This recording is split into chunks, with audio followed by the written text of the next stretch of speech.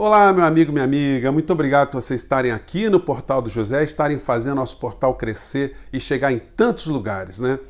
Muitas pessoas que chegam aqui no nosso papo no dia a dia e mandam os comentários perguntam como é possível a gente ter algum tipo de esperança, de fé e de otimismo diante das situações todas que a gente enfrenta no nosso país e com essa onda toda, barra pesada que chega até as nossas cabeças, né?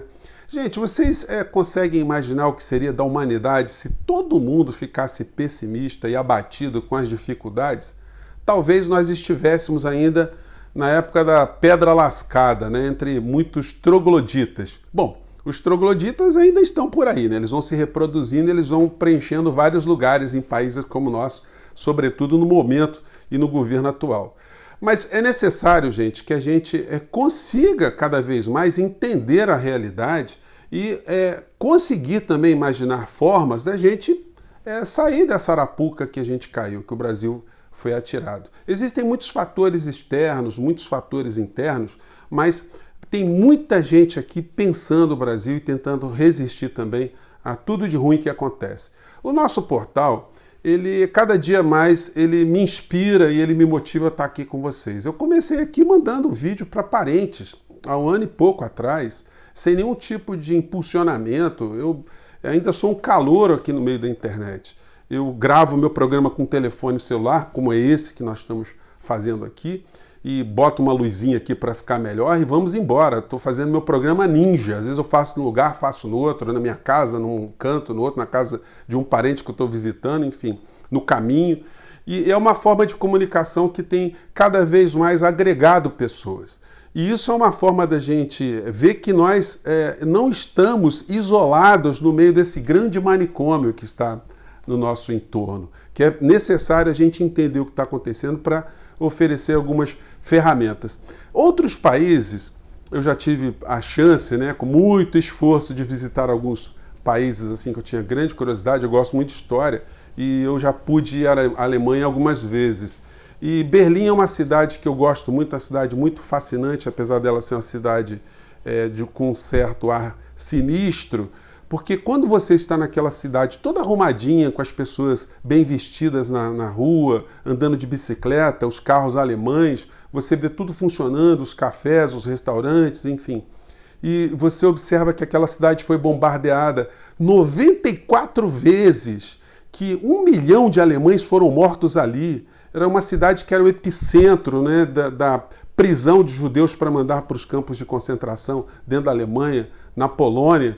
Enfim, e você quando se depara com esse tipo de realidade e vê que hoje eles conseguiram construir um país que superou essas dificuldades mais tenebrosas, a gente tem que se inspirar no nosso país também. É possível que a gente consiga enfrentar essas situações todas.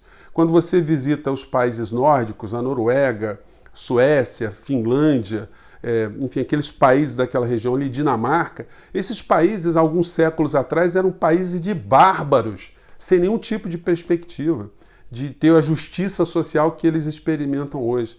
Então, é por isso que a gente tem que se motivar. Quando a gente vê o presidente da Argentina, que consegue, depois de um governo neoliberal desastroso, entreguista daquele povo, daquela nação, eles estarem encontrando alguma sanidade. A gente vê o discurso do presidente argentino absolutamente inspirador para a humanidade na abertura da ONU, a gente tem que ficar com algum tipo de otimismo. Bom, feitas essas considerações iniciais, espero que você não tenha saído do vídeo no meio dessa introdução, né? Vamos aos assuntos do dia. E o principal dele, a gente poderia falar aqui de Wilson Witzel, aqui no Rio de Janeiro, que é um assunto que aparentemente é local, mas não é. Ele é institucional do nosso país. Gente, nenhum governante brasileiro cai, nenhum governante é retirado do Poder Executivo se ele tiver uma articulação nas suas assembleias legislativas ou no Congresso Nacional. O impeachment não mede se um governante é ladrão ou se ele é honesto, se ele é entreguista ou se ele é um patriota. Mede exclusivamente se ele está bem blindado dentro das câmaras legislativas do Congresso ou não. A gente teve aqui no Rio de Janeiro Sérgio Cabral, que é reconhecidamente uma pessoa com enriquecimento suspeito desde priscas eras. Era um suburbano que ficou rico. Assim como a família Bolsonaro toda. A família que só movimenta patrimônio com muito dinheiro vivo. Os filhos com 20 anos estavam comprando apartamento, com 27 anos comprando apartamento de R$1 milhão. Da onde vem esse dinheiro? É preciso ser muito inteligente para descobrir que tem uma coisa errada no meio dessa história. E a esposa atual do presidente da República recebeu cheque também. O Witzel está sendo caçado aqui no Rio de Janeiro sem ter aparecido um centavo na conta dele. No entanto, a mulher dele recebeu dinheiro, também de fonte suspeita. Isso aconteceu com o ex-governador Sérgio Cabral também e acontece com o presidente da República, que não explica de onde vieram os cheques que aterrizaram na conta da sua mulher número 1, da sua mulher número 2 e da sua mulher número 3. O homem de família, o homem respeitador, um homem muito fiel, um homem que gosta muito de zelar pelos princípios morais, né?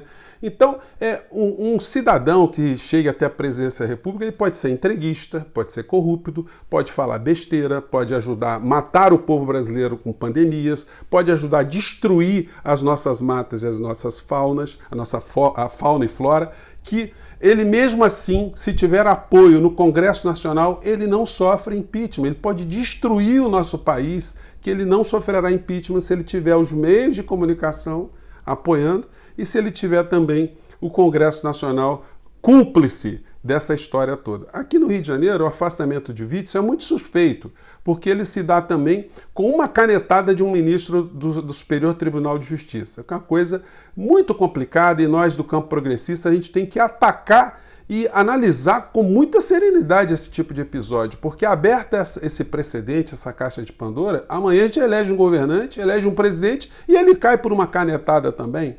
Então a gente tem que ter muito cuidado institucional na análise desses episódios todos. Aqui no Rio de Janeiro, o Wilson Witzel ele sofreu isso, mas também no estado de Santa Catarina, um governador que é de direita, com a vice que é de direita, também está sendo afastado também num processo absolutamente mal explicado. Então, a gente tem que analisar isso com muito cuidado. O Wilson Witzel ele é vítima de si mesmo, uma pessoa que não tem partido, não tem base popular, não tem conexão, não tem apoio na Assembleia Legislativa, enfim, está fadado a ser linchado mesmo e expulso do poder, mas isso a gente tem que ter muitas reservas para analisar esse assunto. Bom, isso posto, vamos passar para outros assuntos aqui. O ministro Paulo Guedes continua a ser desmoralizado a cada dia. As redes bolsonaristas, que eu analiso muitos, né, estão aí super preocupados com o fato do ministro Guedes estar publicamente sendo tutelado. E a situação econômica do Brasil está uma grande fraude. Guedes está demonstrando ser um grande vendedor de pirâmides, um cara que... Sabe aquele vendedor de pirâmide? O cara que vai arrebanhando um monte de gente com a conversa mole e as pessoas vão acreditando, vão depositando dinheiro. Depois o vendedor de pirâmide ele some com o dinheiro da pirâmide e o pessoal fica aqui embaixo só com as pedras da pirâmide. É mais ou menos isso. Paulo Guedes é um homem de mercado, um homem que tem empresas, tem consultorias, negócios envolvendo petróleo, gás, infraestrutura, e esse cara foi para dentro do governo. É um cara que mexe com dinheiro de banco, dinheiro de fundo de investimento, com dinheiro alheio, ficou rico mexendo com dinheiro alheio, empobrecendo ou lesando pessoas que acreditaram nos seus fundos de pensão. Não é à toa que existe a Operação Greenfield que está apurando isso, e foi paralisado ontem, mais uma vez, com um julgamento no Tribunal Regional Federal em Brasília, que teve um voto já de um desembargador que entende que não houve lesão nenhuma, porque o Conselho de Valores Imobiliários lá, a CVM, disse que não teve lesão, mas o magistrado esqueceu que esse órgão é uma autarquia federal subordinada a Paulo Guedes. Então é muito complicado, né, a gente ter a opinião de um órgão subordinado ao ministro que deu algum parecer isento de que o ministro não contribuiu para a lesão de pessoas. O cenário externo ele continua cada vez mais complicado. As pessoas estão vendo que nós temos um ministro falastrão, uma pessoa que engana, que mente e que foca a retirada de recursos para o setor financeiro apenas no bolso do trabalhador, do servidor público, do aposentado, dos mais frágeis. Não é à toa que sofreu a ameaça de receber um cartão vermelho. E a gente vai tendo esse tipo de informação aqui, né? Informação do Banco Central, que o Brasil teve o menor investimento direto desde 2006 aqui no nosso país. O Brasil perdeu investimento, mesmo fazendo aquela milonga da reforma trabalhista, reforma tributária, que ele está dizendo que vai fazer, reforma da administração pública, carteira verde e amarela, enfim, todas as milongas que atuam sempre contra o pobre não foram suficientes para que o Brasil tivesse mais investimento. Então a gente está perdendo investimento e mais. Além de não termos investimento, nós estamos tendo retirada recorde daquilo que já existia. Então o Brasil está virando um saco sem fundo. O déficit que nós vamos fechar nesse ano de 2020 vai chegar a R$1 trilhão. É muita coisa, sem perspectiva de emprego, sem perspectiva de transformações emergentes. Quando acabar o auxílio emergencial, a gente vai vencer situações muito complicadas no Brasil. E Guedes, segundo as pessoas da direita, dos sites que eu acompanho, está ficando cada vez mais tutelado e desmoralizado. Ele estava dando uma entrevista ontem e estava o Ricardo Barros, o líder do governo Bolsonaro, atrás, soprando, tipo, já acabou. As leituras labiais foram engraçadíssimas que várias emissoras fizeram. O Ramos atrás com a boca fechada estava nitidamente cercando, tentando arrancar o Guedes ali da entrevista. E vamos acompanhar como é que foi esse reboque, esse pedala-robinho que Guedes sofreu. Vamos lá. Mensagem suave do programa de auxílio emergencial, que é exatamente o que nós estamos fazendo.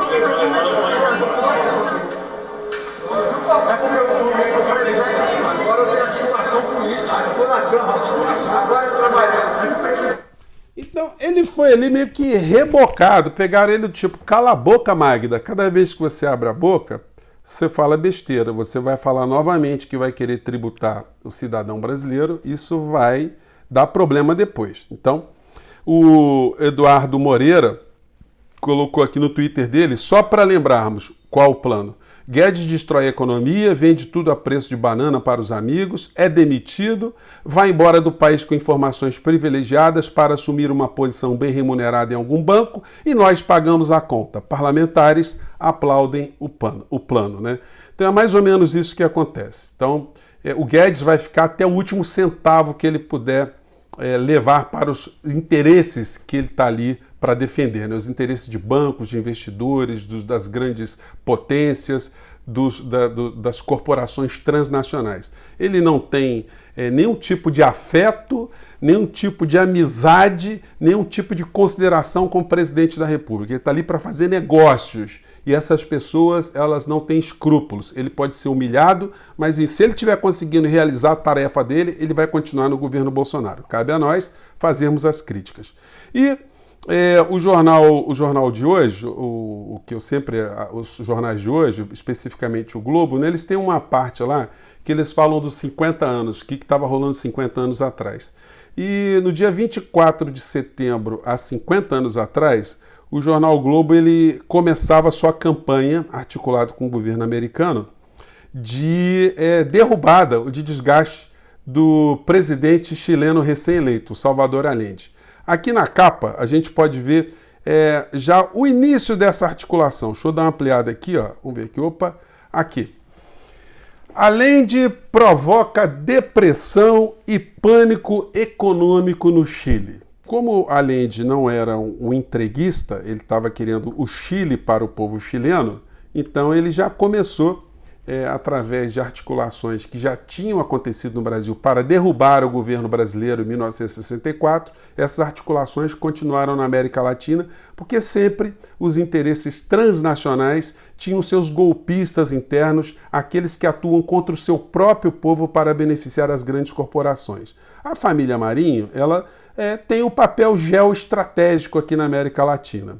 Além de atuar contra os interesses nacionais, a família e o grupo atua absolutamente conectado com a embaixada norte-americana para atacar também outros países, outros governos que não comunguem do entreguismo, né? Aqui eu vou pegar aqui mais uma manchete, só para ilustrar, eu vou disponibilizar para vocês aqui, tá, gente? Quem puder, é interessante. Olha aqui.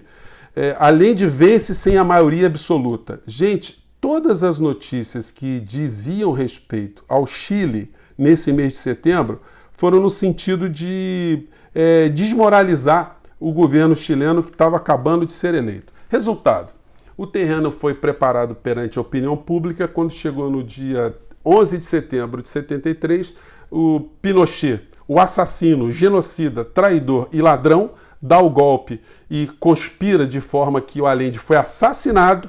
O povo chileno é colocado ali numa situação de ditadura absoluta, as riquezas chilenas vão para as mãos de poucos, e adivinha quem é que tem conexão com essa história aqui no nosso país, né? Pois é, ele mesmo. O ministro da Economia, Paulo Guedes, o homem que não demonstrou ter escrúpulos alguns para atuar a favor da ditadura Pinochet, num governo que estava assassinando professores, estudantes, religiosos, parlamentares, sindicalistas, intelectuais, músicos. Pois bem, esse governo genocida contou com a participação desse brasileiro ilustre, que parece não ter aprendido nenhuma lição, porque pobre, povo, estudante, servidor público para pessoas como Paulo Guedes tem que ser exterminados mesmo, né? Tem que ficar ali quietinho, tem que perder direitos, não pode incomodar. Todos nós aqui temos que estar funcionando apenas para proteger os interesses dos grupos aos quais pessoas como ele defendem. Gente, eu fico por aqui, mande seus comentários, suas críticas, obrigado. Desculpe pelo vídeo muito longo, mas é como dá. Eu quero fazer um outro tema aqui, por isso que não deu para encaixá-lo aqui, que é o filme lá, Rede Social. A gente vai falar no próximo vídeo. Um grande abraço, tchau.